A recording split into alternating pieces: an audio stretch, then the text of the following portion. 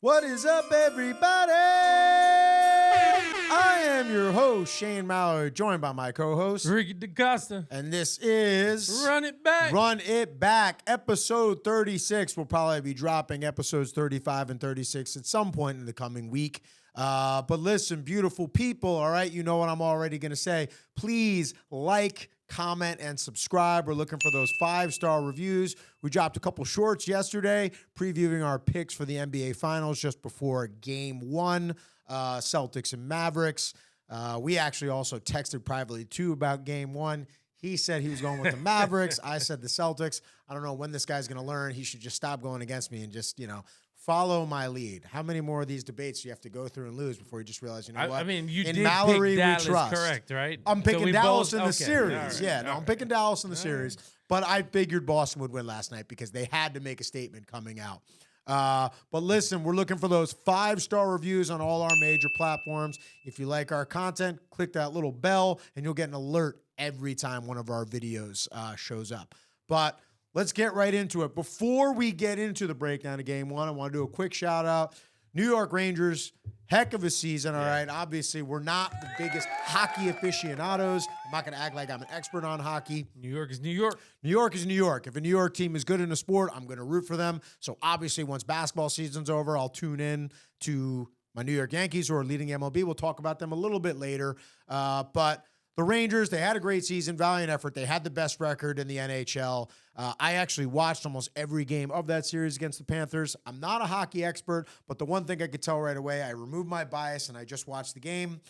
The Panthers were a better team. Even in the games that the Rangers won, the Panthers dictated the pace of every game. They were the more aggressive team. They were faster. They were a little bit more physical.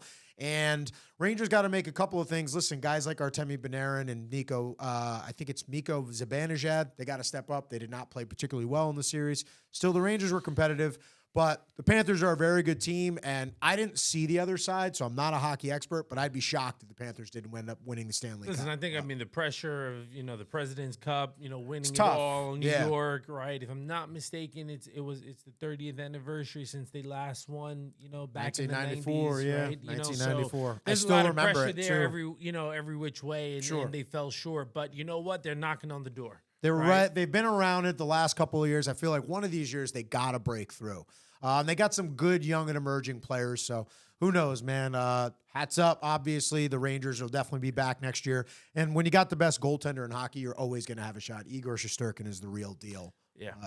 That being said, let's go to this Dallas versus Boston Game 1 of the NBA Finals. Let's do it. It was a bit of a rout. I went to bed once I saw late in the fourth quarter. I think it was 3 minutes left, and the Boston was up 22. I'm like, okay, this game is over now. At one point, Boston was up, I think, 29 points in the first half.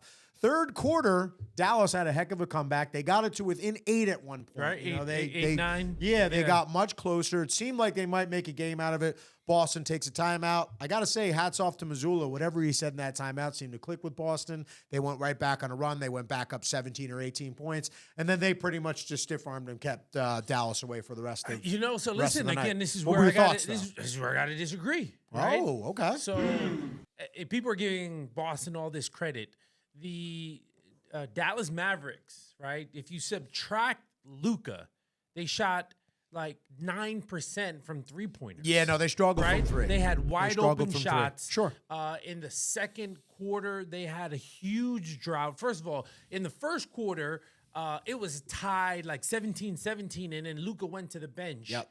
And then all of a sudden, they exploded, and it became a 17-point lead. Yeah. Right? And One so point, they took Luka ultimately- and Kyrie off the court, and that's when Boston started to and pull away so a then little.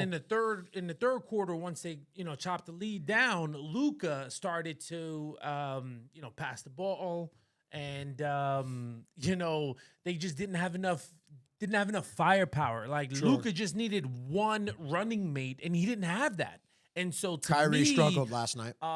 If Luka had one running mate, if PJ Washington stepped up, Kyrie was blanking from the 3-point line. He struggled last night. Kyrie was a little shaky last night. I don't know what was going on, but he just looked off. You know what? Listen, That travel was the one where I was really like, something's going on with Kyrie Well, tonight. listen, I look, obviously a little nervous energy, right? But I think, there's gonna be an adjustment in game 2. And that adjustment, I think what you're gonna see is the Dallas Mavericks attack the paint. There were several plays that Luka drove the ball. He's in the paint. He was looking to throw the lob when he could have just pulled up for a 10-footer, right? So I think you're going to see Dallas do that much more. Dallas is guarding the 3-point line, especially the corners, which is leaving a wide open court. You're not going to get paint, excuse me. You're not going to get a lot of help defense. Sure. And so I think Dallas is not going to shoot that bad in the next game. Kyrie is going to come out traditionally. And again, if I'm not mistaken, the Celtics only scored 107 points, right? And yeah, I think it was something they like that, did yeah. amazing, right? Amazing, and only scored 177 points. Dallas is going to come back, right? Kyrie's going to be on his game. Luka's going to show up, and they're going to have at least one running mate, and they're going to play better defense, right? Because think about it. Kristaps Porzingis came in 5 minutes. 20 points on 21 minutes. but Amazing efficiency. But here's the thing. In 5 minutes, he dropped 18 points. Yeah. Right? Or 15 to 18 points, excuse me. So think about that for a second, Sure. right? So you subtract that, all of a sudden that changes. It's a whole new game. Well, so listen, there's a little bit of a regression to the mean all the time from game to game within series. I don't think Boston is going to come out and shoot quite the lights out. Where I somewhat agree, but then also disagree with you was the assessment on Boston. I give Boston credit on this side, and then I'm also going to say something about Dallas when it comes to game ones. The first factor, I think that first of all, when you look at all the other people analyzing the game, people freak out right away because Boston comes out and they basically kill Dallas in that game. They're just like, oh my God, Dallas has no chance. And I'm like, we do this every series, every round. Like one team comes out, blows another team out, and they're just like, oh, the series is over. And it's just like, it's one game. They've got 2 games to adjust. Let's see. Not to mention Dallas under Jason Kidd, 1-10 in game ones. So this is kind of like a Dallas's thing. They kind of take that game one approach, feel out, let's gain some intel, data, let's see how they're going to approach us. Now, to that end, I give Boston and Joe Mazzulla a tremendous amount of credit, and I'll tell you why. Okay. Coming into this series, I said that Dallas had the best player, and I thought they had the coaching advantage. Now, while I still think Jay Kidd is probably a better, slightly more seasoned coach than Joe Mazzulla, Joe Mazzulla did a really good job with those 8 or 9 days that the Celtics had off, strategizing for how Dallas plays. They looked at Dallas, and they saw some of Dallas' tendencies. Number one, they knew that Dallas, when someone drives and penetrates, Dallas is very quick to throw the double team. So what was Boston doing that entire night? Driving and kicking. And that's why that's the thing. When you double team Boston, they are such a good 3-point shooting team across the board on their starting 5. They truly play a 5-out offense, whether it's Horford or KP on the court. So when you double, someone's open. And on a team like that, if you're going to give them open looks, more times than not, they're probably going to make them. They're a good 3-point shooting team. Now, they're going to have to, I think, pick and choose their battles with some of that. There's sometimes live and die with the 3. They're going to have to give open looks sometimes to some guys. You can't stop every shot. But the drive and the drive and kick ability is something where Dallas is going to have to live with maybe sometimes getting beat to the hoop and maybe having a big try and come and contest late. But you have to have guys spread out on their shooters. The other thing that I want to say about Boston is they did a tremendous job, okay, on their side defensively. They did a great job of throwing different looks at Luka and Kyrie. Now, Jaylen Brown handled a ball. By the way, that reminds me, the whole football, basketball player thing back then. God, Jaylen Brown. I think Jaylen Brown could go play some football, man. That dude's a physical, strong athlete. Didn't I send you an Instagram where D-Hop was playing? Yeah, you were showing me a few different guys. So, yeah. I mean, I'm just saying. Yeah, right? I'm just saying, that's The a ball player right there. I think game. Jaylen Brown could definitely go play some football. Listen, much respect. Jaylen Brown, here's the thing. He was the best player last night. Now, here's what you do, right? In my opinion. Here's what you do in this argument. So, a quick little pause, right? Sure. I knew you were going to want to pick continue one this. of the toughest guys, right, that got heart, or you pick one of the players with the best physical stature and say, oh, see, that basketball player can play football. right? No, But I'm literally tell just me saying what Jaylen in the Brown. world is Porzingis doing on a football field? No, I'm not going to use Right? Porzingis because Porzingis will get his legs broken. Right? What, Peyton Pritchard? What is he going to do on a football field? Right? Like, I mean, come on. I could keep going with all these other dudes. Yeah, I'm not saying that all the can't do basketball players. nothing. I'm just Right? saying Jaylen Brown. But yes, Jaylen Brown got game. Tatum, I think you could fit him in somewhere. He can play offense. Let me say that. He can play somewhere on offense. Sure. I'll give Tatum, that respect. Horford ain't doing nothing on the field. You know No, what I mean? the bigger guys would always struggle because You their know, legs would be at. Right, but yeah, look, but ultimately, look, both of them are world class athletes, and Jaylen Brown got a ton of toughness, right? Sure. Which leads into probably where you were going. Well, he guarded Luka extremely tough last night. Exactly, He from picked the his pocket a get-go. couple of times, got very physical with him. Luka kept on doing the same move as soon as Jaylen Brown came They up. studied the tape. You could tell Boston studied He went Dallas. behind his back, and then finally in the second quarter picked him because he knew that's what he was going to do with the ball. Sure. So again, Jaylen Brown, student of the game, he pressed him a couple times to see how he would adjust. He did the same move. And then the third time he did it, that's when he picked his pocket clean. Well, yeah. Well, it's going to be interesting to see how if the series continues. It's just going to be interesting to see because if Jaylen Brown continues to play that way, not only might he win MVP, I have to really start questioning, is he the best player on that team right now? Because athletically, I think he's the best athlete on the Celtics, period. I think when you go combination of strength, speed, overall athleticism, physicality, all right? The kids are in the background saying hi. It's all good. Hi, girls. But listen, when it comes to that, just their defensive game plan, they did a good job of throwing different looks at Luka, and then also Kyrie. Kyrie, almost every time he got the ball, it was like a different person defending him. Sometimes it'd be Drew Holiday. Sometimes it would be Derek White. Sometimes it would be a bigger guy. Horford, it cannot be understated enough how great of a defensive game Horford played last night. Well, anytime he got switched on to Luka or Kyrie, he just did a good job of making him have to shoot up and over. He got a couple of block shots. He hit open shots when he had, good looks for the most part.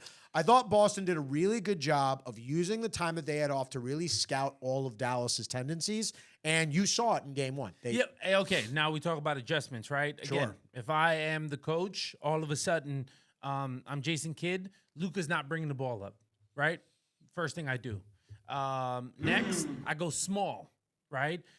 Dallas was used to playing big against Minnesota. They had Gobert. They had Karl Anthony Towns, right? Dallas needs to go smaller and more athletic, right? I think a key piece can be Tim Hardaway Jr., right? He could bring the ball up the court. He can shoot the three. And then, again, what I would do, I would put P.J. Washington in the post, right? I know he's in that Dallas system. He loves that corner three. Sure. I would leave that for Tim Hardaway Jr., put P.J. Washington in the post because when he was in Charlotte, he could do damage from there, and he has a lot of skill in the post. Sure. Because the Celtics are more concerned about the three-point line and that kick, and that's what they're guarding. So all of a sudden, Dallas could get a lot of one-on-one But the Celtics, action. the interesting thing about the Celtics last night, and this goes to why I think they really studied Dallas, they weren't doubling. No, they weren't doubling. They were sitting and staying home, and they're Again, that like, leads Luka, into if my you want to point. take a look, take a look again, in a one-on-one that you like So it. PJ, you got one-on-one in the post with either White or Tatum. Yeah. Right. But that's the thing about someone like PJ. Tatum can go and guard someone like a PJ Washington, and Washington's not going to back him down. One-on-one, he's going to get in foul trouble. One-on-one, he's going to get Tatum in foul and trouble. PJ Washington? If they're consistently going in the post, right? One-on-one, It's going to take someone bigger, I think, than PJ to get Tatum in foul trouble. Tatum guards centers sometimes. I got you. But here's my thing. They're not used to that. That's not Dallas's normal game plan. Sure. So Boston is going to be caught off guard a little bit. Because Boston now you're switches making everything. Tatum work more on the defensive front. My issue with Dallas is that they didn't flip the script and put enough pressure on the Celtics to work harder one-on-one. Luka wasn't moving the ball around, right? They weren't. No, playing it was in the definitely post. If very you watch Luka the and game, Kyrie-centric. Everything was around the perimeter. They would drive and they're looking to kick.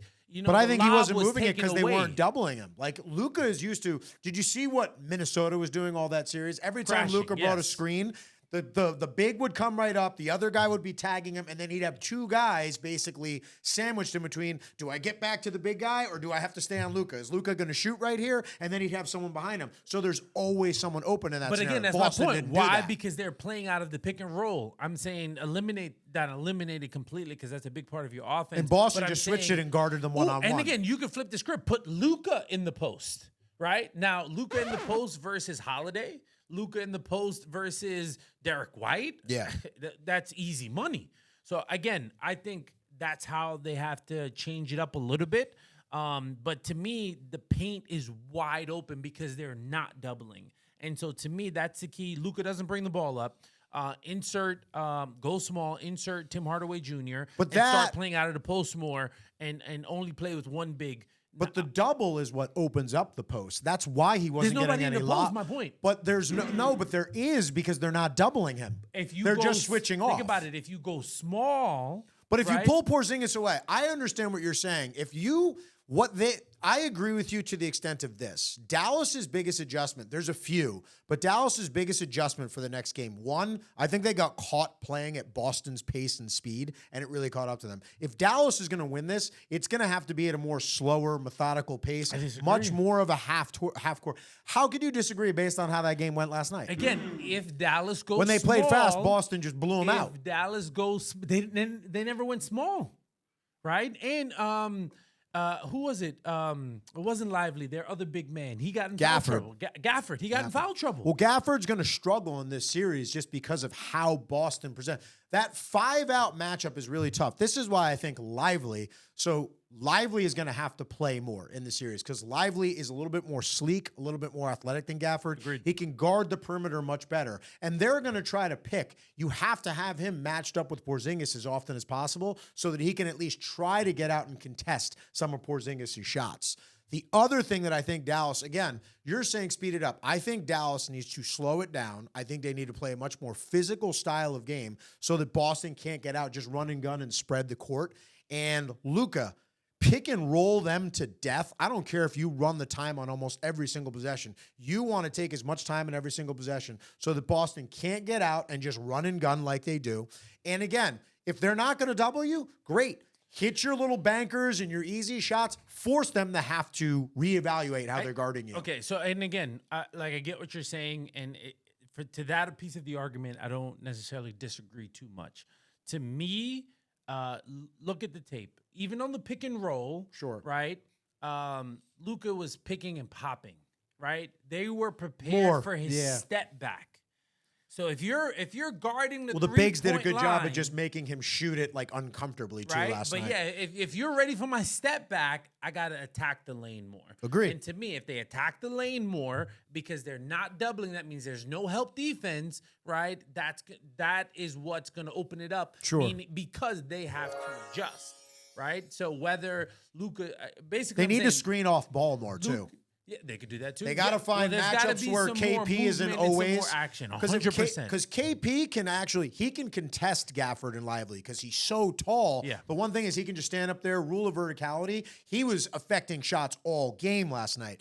You're going to have to find ways to kind of set up off-ball screens to where the bigs can get matched up on more favorable matchups, to your point, because that's where Dallas. That's their one advantage in this series. When they can at times get their bigs free around the hoop, to your point, now they have the matchup where they can really feast. Now the lobs become more of a play. Notice the lobs were really hard last night because the switching, someone would always still be on a big. So instead, Luka would normally throw a lob. They were getting passes deflected left and right because those guys would just sit back on the bigs, not like what Minnesota was doing. Agreed, but even Kristaps Porzingis, right? Start to back him down, right? Start to again make the Celtics play defense, right? Look, like I said, I'm giving Jalen. They played well. Jalen Brown defensively, they really played well. I don't want to take anything away from the Celtics, specifically Jalen Brown. I look at Tatum, right? He was hitting the boards heavy, and so. But again, Tatum didn't play great. Not on offense, showed up in the third quarter. His versatility on defense helped them a lot, but he showed I agree. up in the third quarter with a nice 7-0 run to really extend back the lead from 8 to 15, and that ended up being the difference in the game because Dallas just didn't have enough energy to fully get back. But I think you're going to see a change. I think Kid is going to realize how open the lane is and start to attack that more. And again, I would go small. I think they will Add go another shooter. I think they will go smaller. I think you could see a guy like Tim Hardaway Jr. play. He's just so very Jekyll and Hyde sometimes with the way he plays. Sometimes he'll come out and he'll look like the best player on the court, and there's other times he'll look like, but again, not that. So think about it, right? It's him or I don't want to say Goddard. The other big man, not Lively. Kleba? No, the other Gafford. Gafford. I got Goddard. Lively's got. You're thinking about fantasy football over here. Listen. I expect Dallas to come out with a much more physical game plan too. I also think the refs. We all kind of know let him how play. Yeah, they let him play. And last night, I didn't want to say anything because if you want to bring the refs in, we can have a whole different conversation. I didn't want to get into a huge thing because I don't want to sound like a Boston hater. And like at the beginning of the game, I was like, oh, they are letting them play. But then at some point in the game, and I waited. I didn't want to say anything until I watched my man Jason Timpf, and then he said the same thing that I had written down on my papers and notes to bring into the show. He goes, they were letting Boston just get away with a lot last night. Like, Boston was elbowing dudes on the block. Like, they were getting physical on the post. Once the crowd got involved in that first quarter, you could see it heavily influence the refs to kind of let Boston play and really get that crowd involved. I could see a big swing affecting game two because this is also for entertainment. No one wants to see a sweep. They will at least want to see a competitive game too. Yeah, I wouldn't be shocked if they swallowed the whistle for Dallas. All I'm going to say, if I was in that game, right, or if I'm Jason Kidd, right, we all, at least in football, I'll say this. And usually I say Luka complains too much. Guy, right, that he's going to use all 6 fouls. Sure. Right? And Kidd needed to put that guy on the floor to send a message, right? We playing? We playing physically? Okay. Okay. Right? Fair. Because you know what? I'm a creep up on you on that 3-point line, right? Yeah. I'll get that KD penalty, right? You come in this post. If you, pardon my French, if you are not on your ass, I did not do my job. No, they're going to get, I agree with you on 100%. They're going to get very physical. If we're going to play, we're going to play. Right? So they're going to get very physical. Make a decision. But again, Boston took advantage of it, so you got to give them credit for that. Dallas didn't adjust. Again, Luka showed up. It was their first game. It was in Boston. Later the Boston on in the crowd game, was there. So you got to give the crowd in Boston credit. I am not going to blame the refs. Boston were getting away with some calls, but you know what? It happens sometimes. Again, it's just how sports are. On those screens, if I'm Dallas, I'm throwing a little extra shoulder in it, right? Again, if we're gonna play physical, then you gotta let me get away with it. No, Take the Belichick route sometimes. Force the officials to make calls. Hallelujah. Like, set your tone right from the get-go. And my final 2 points on this before we wrap up this segment. There's 2 things here. Kyrie has to be better. He just has to be. And I expect him to be. But if Kyrie struggles like that, I think Dallas, there's 2 things. If Kyrie struggles like that, along with KP plays like that, I don't think Dallas has a chance in this series. But I don't expect that to continue. I don't think we're going to see KP with that. That was crazy. That performance again. Because 20 points in 21 minutes. It wasn't the points. Insane. It wasn't the points. But it's just the efficiency. His defensive blocks. Well, it's just everything. Because scoring it created and some intimidation. 100%. Right? There was one play where he was affected the rim back, all night last night. Right? And then Kyrie did a step back. And he was able to block the shot that rarely happens. Horford to a couple Kyrie. times too. Horford as well. And again, attack Horford more. He's an old guy, right? Yeah. No, if I'm Luka, I am hunting pick and rolls, and on top of Dallas doing off screen picks for the bigs to try and get them matched up with smaller guys. Luka, I am hunting pick and roll matchups to get KP on me and Horford on me. I need those guys to get in foul trouble so that we can actually employ our advantage of size on Boston. Because that's the one weakness. Like, KP is tall, but he's not a very physical big guy. He's much more of a perimeter player. Very similar to Horford. He's got a little bit more physicality to him. But if you look at Boston's stats, that's the one weakness. They're not the greatest rebounding team because they're a much more perimeter-oriented style of team. But I do expect them to have a much more physical brand of pace and style because they want to slow it down and they want to put Boston in a street fight. That's what they need to do to go and slow this game. I expect a competitive game too, and I expect Dallas to go and find a way to go and steal it late.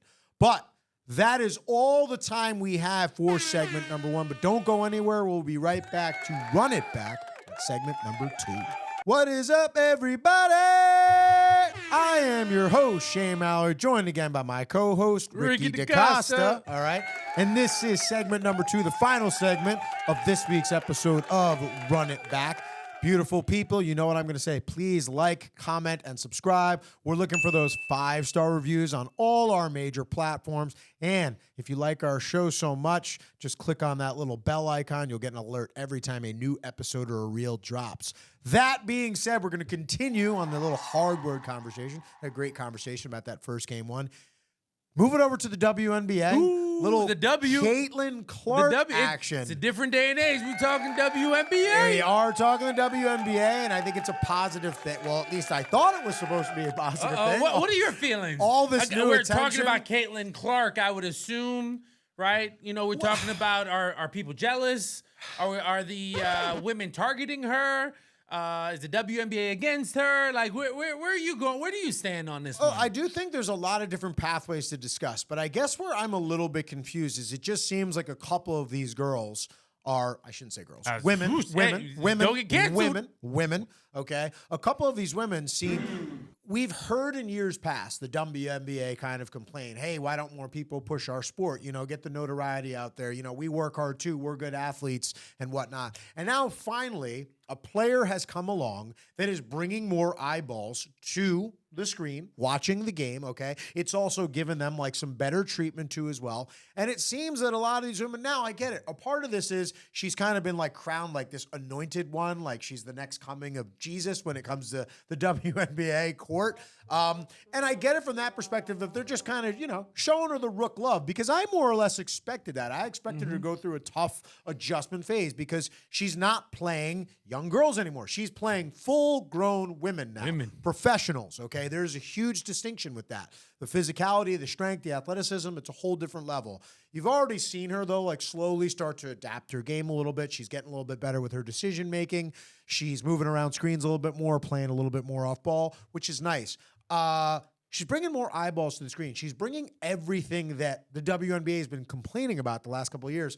So I guess my issue is what's like the big issue where you got a girl, what was her name? Shenedy Carter, just like coming from behind her out of nowhere and just like body checking her when she can't see, like to the ground. Now, I'm all for physical play. I love physical play in basketball. But that just seemed like an unwarranted play, number one. So you thought it was like cheap, dirty? Seemed like it had nothing to do with basketball, really. Okay, And I don't know if something had happened previously. I know Caitlin Clark, the one thing is she's competitive. I'm sure she probably yaps it up a little bit on the court. But it's like, talk. You know, like talk back and forth, play physical within the confines of basketball. No cheap shots. I'm not for things like that.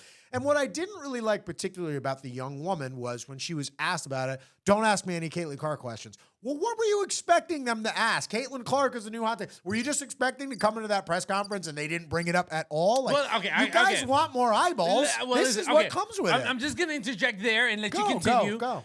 The reason why she wasn't going to say anything more, like I just said to you, don't get canceled, right? We talking about Caitlin Clark. Oh, because she doesn't want to get too... Great White Hope. So you don't want to, say the wrong thing, get fined, get labeled, so she was smart to say, you know what, let me say nothing, right? And let it die down. But where she went wrong, she posted on IG later on. Continue. Okay, so my thing is like black, white, Asian... Who cares who the new woman is that's bringing more attention to the game? You're getting exactly what you've complained about and wanted the last 3 to 5 years. You're getting more attention. You're getting better treatment. You're getting chartered flights now for games. It's just, why are you mad that it's just that source? Is it a race thing? I don't know. I don't want to say it's that, but I just want to know, like, what is it that makes Caitlin Clark so kind of not liked by a lot of some of these players? Is it purely just the competitive? See, the plays like that. It's the play like that, and then also Angel Reese, who, by the way, I'm a huge fan of, and is also having a very good rookie season in her own right. And I'm not trying to take any attention away from Angel Reese. Like, I'm sure she has something to do with bringing some new fans to the game. But we all have to sit here and not ignore the elephant in the room. Caitlin Clark is the reason that this surge of watchers.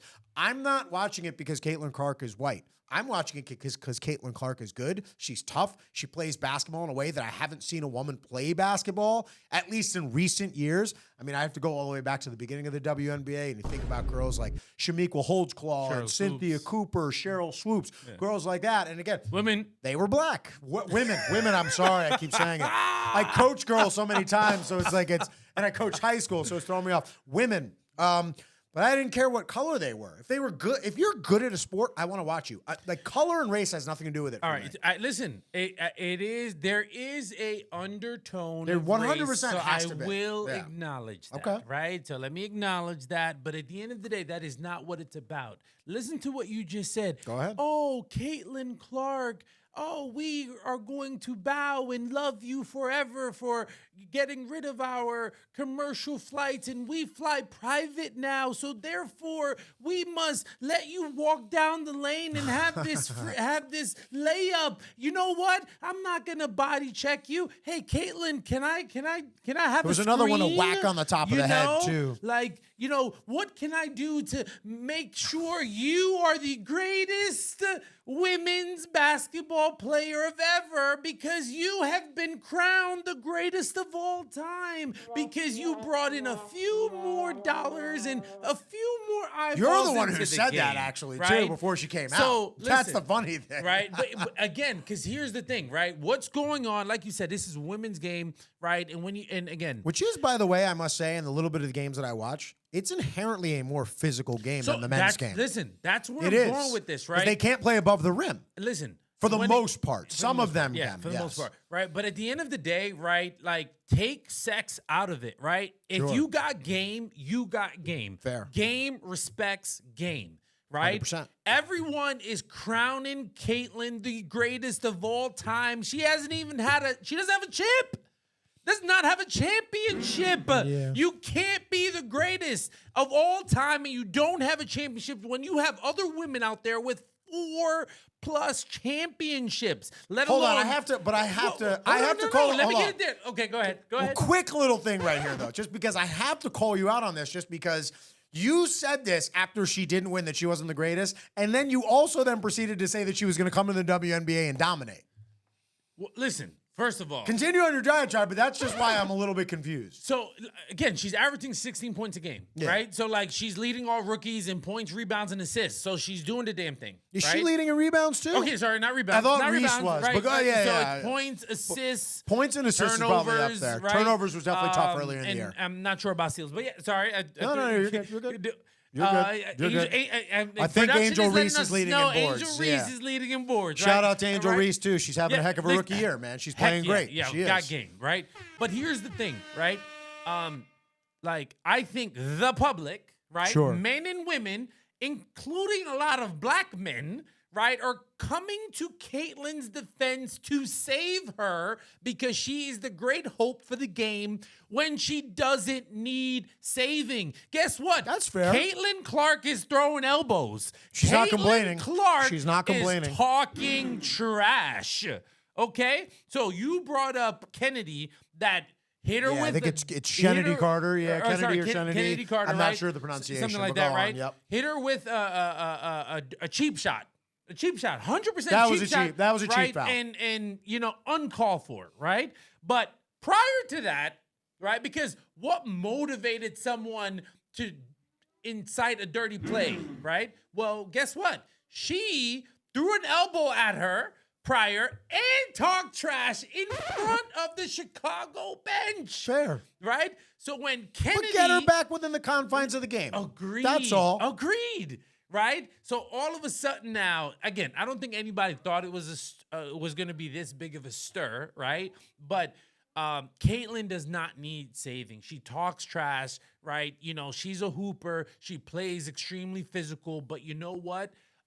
We can't save her. These girls are putting her through the fire. Women, Every one of these women have been See, it put happened through to you the. You're infecting me.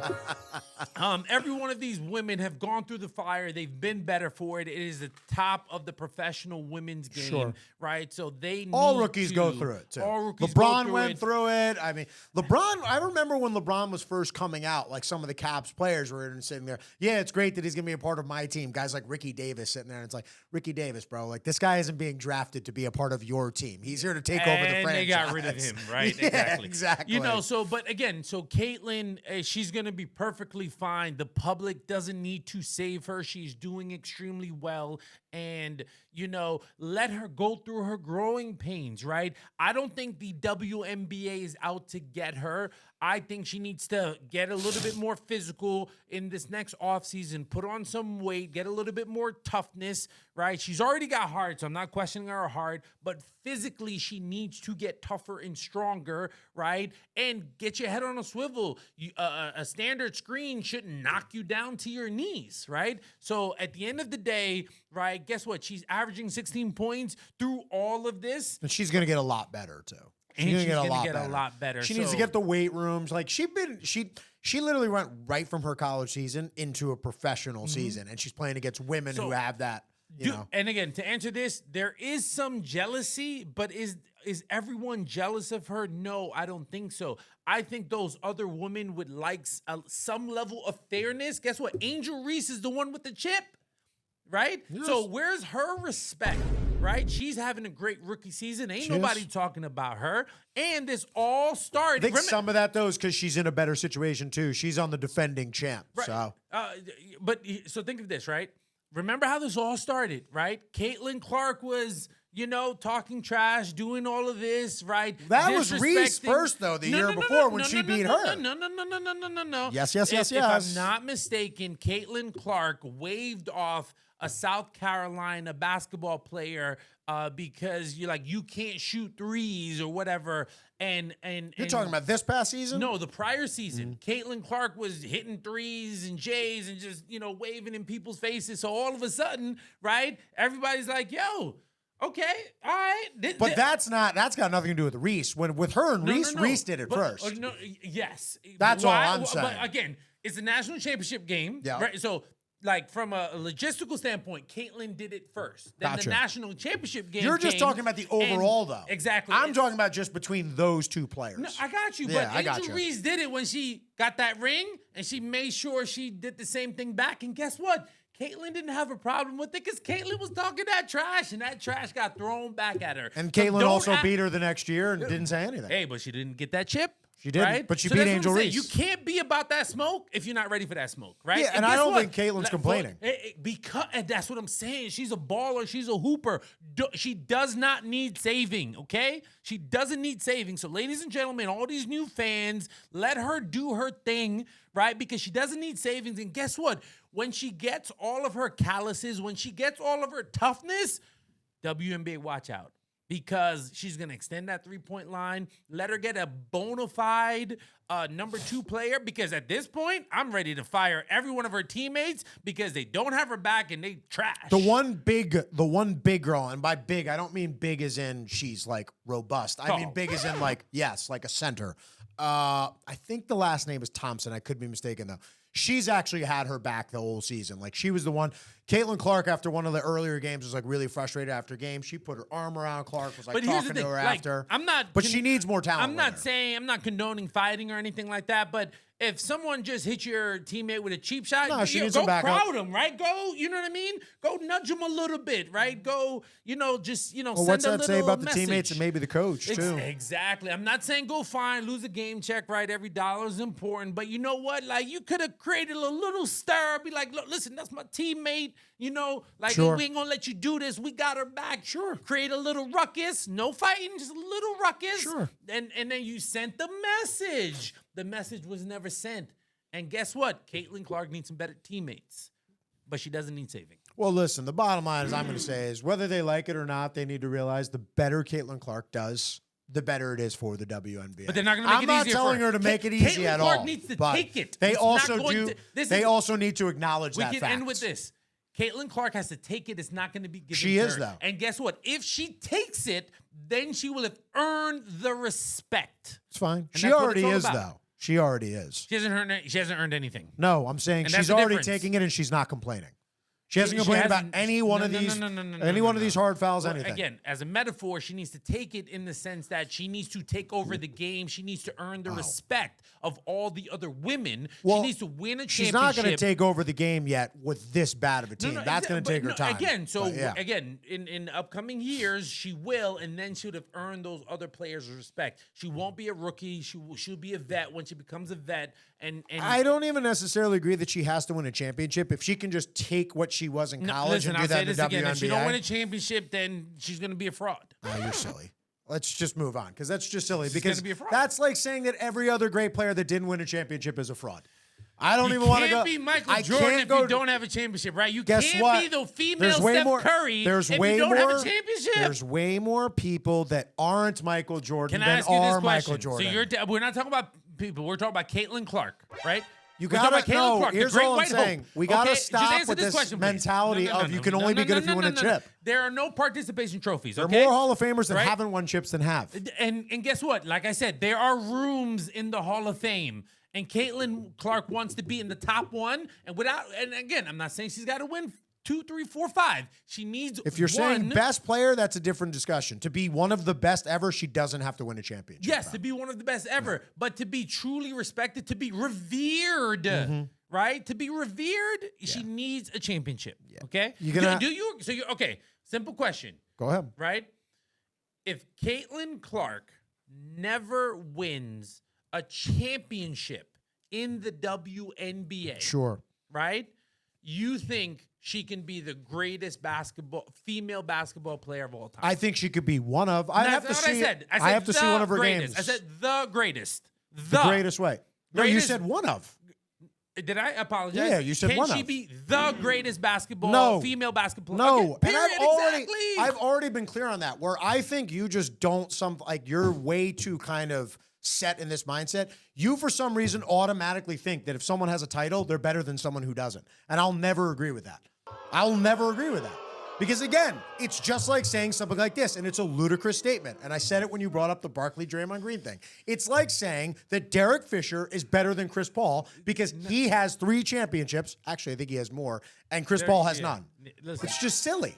It's just silly. There's no basketball fan who watches that would ever say Fisher is better than Paul. listen, those two are not a comparison. But when we're talking about Both starting the point guards. great- it's not equivalent. It's not equivalent. How is it not argument. equivalent? Again, everyone Just like Draymond is and in Charles love- isn't. Listen, everyone is in love with Caitlin Clark, right? She's a phenom right now. She's Mm-hmm. doing the thing. Everybody wants to crown her, but respect is earned. It is not given. She'll And earn it. Everyone wants to give it to her, and those other women competitors aren't going to give it to her. If she takes it, she would have earned the respect, but you need a chip. There's too many women in that game that have multiple championships, right? That have broken through barriers that she needs to win a championship, be the all-time leading scorer, and a whole bunch of other things. And to me, she needs multiple to live up to that true reveredness that she has right now to have fully earned it. But again, it only goes back to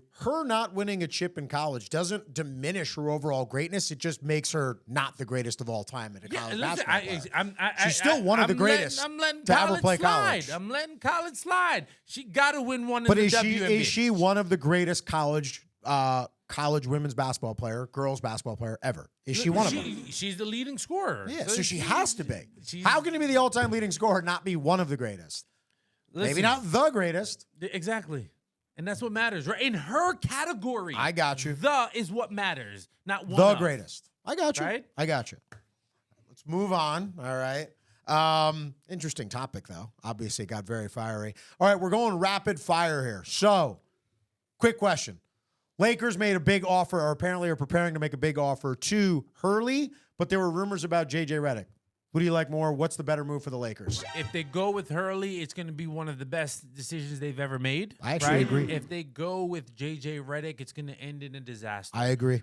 Look at Jason Kidd. JJ's too friendly with LeBron. It's even not again. He's a great basketball mind, so I want Sure. to give him that credit. But in terms of respect, right? JJ Redick has not earned the respect as a coach, so therefore that's going to be their biggest problem if they go with him, and they're not going to win a championship. Got you. I agree. I like Hurley. Quick little touch on Tyson and Paul fight. It got moved to November 15th. Okay, Tyson. A little disappointing, right? Yeah, it is disappointing. Look, right, we were about a Tyson month got out. an ulcer, so he couldn't train, so they had to push it out. He is older.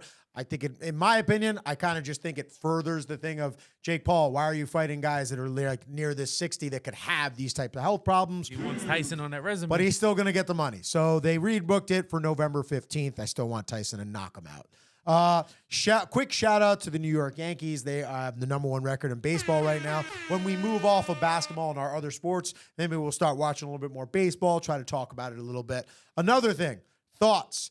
Negro Leagues being inducted to now be included with the all-time MLB stats. Do you like that? Listen, I think it's awesome. I think it's overdue, but I'm just glad it gets done, right? I'm not one of those people that are going to complain that it took too long, right? At the end of the day, it needed to be here, and it is here now, so I think it's a really good thing.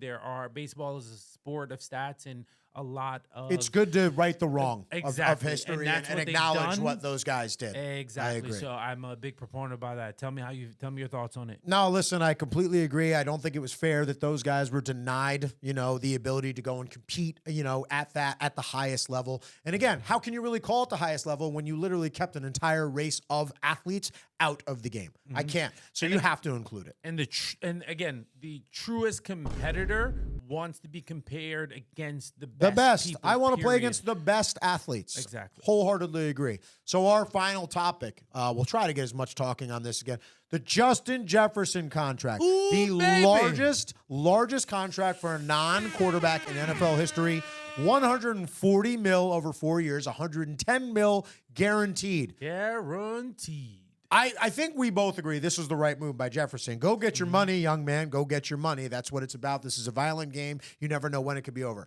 Is it the right move by the Vikings?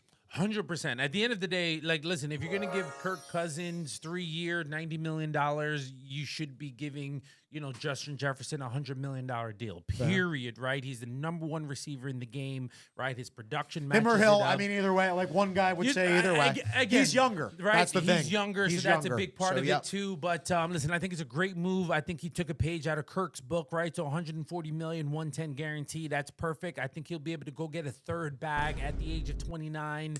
So I think that's phenomenal, and it is. He can get really one more. happy for him. And he really set a standard and precedence. What do you think this means now for CeeDee Lamb? Will CeeDee Lamb break this?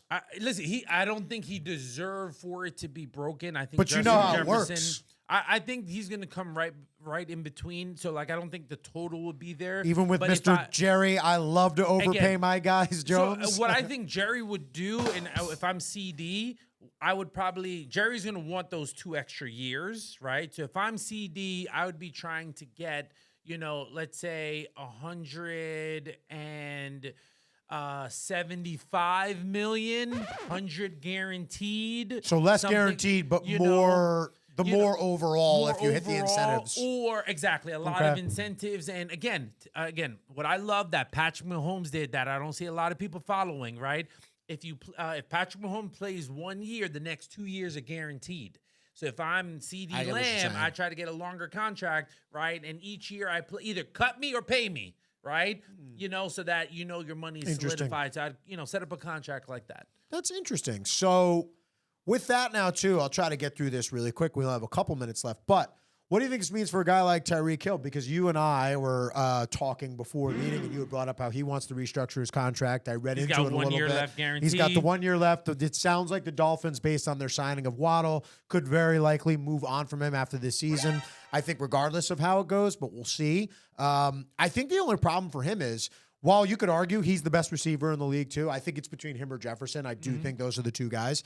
He is getting older, and it's harder for a team to merit. Am I really going to give a guy who's going to be 31 coming to my team? Do I want to pay him $40 million a year? Listen, I think you just increase some guarantees in there. So I think, look, he's earned it. He'll probably put up another, I love him. 100 plus He's yards. an awesome player. So, I think you just give him, you restructure his deal, right? Move some money up, include a little bit more guaranteed. And I think that will make him happy. But Chase is going to break all of this. Oh, yeah. Chase is definitely going to reset That's the the market. guy that's going And to I don't know if he's getting signed. He sounds like they're going to probably try to sign him at the end of this season, like after this season goes through. And they're going to keep trying to work things out with T. Higgins as well. But this is interesting, man. It's really shaking up the market and record-setting money. Good for all these non-quarterbacks that are finally going out and getting some money. T. Higgins is a terrible move now. You need to trade him because at the end of the day, his value and his paycheck is just going up. Yeah. So you're going to get less trade compensation. Yeah. You're going to get less trade compensation because you're going to have to pay him tremendously. Yeah. But listen, that is all the time we have for this week's episode of Run It Back. I'm Shane Mallard with my co-host, Ricky DeGusta. and we'll see you next week when we Run It Back.